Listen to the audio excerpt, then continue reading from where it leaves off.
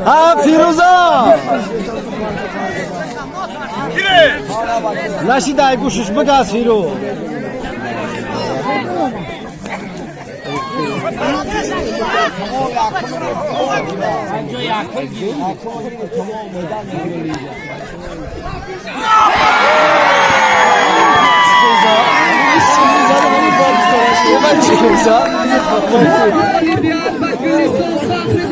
Baba ya bunu da böyle şey yapıyor.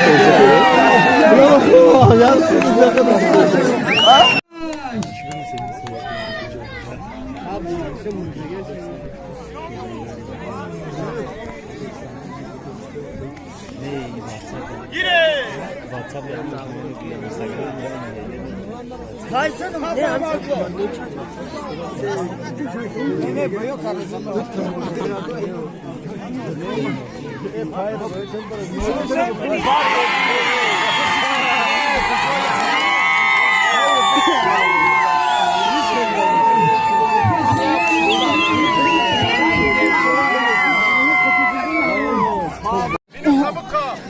Çok güzel ya.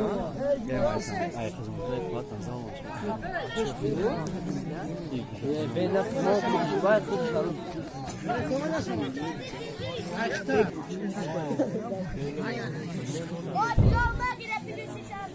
ha daha sonra geldim ha. Rast mı ya?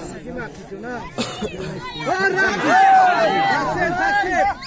Gelsin.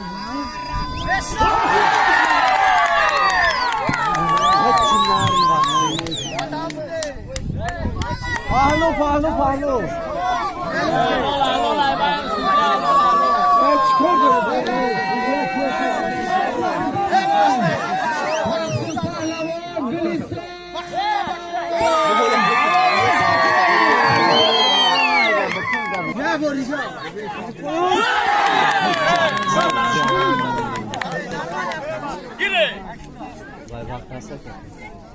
Ya borcu mati. Beteşa, bravo. Bardo. O bizde kabul ediyor.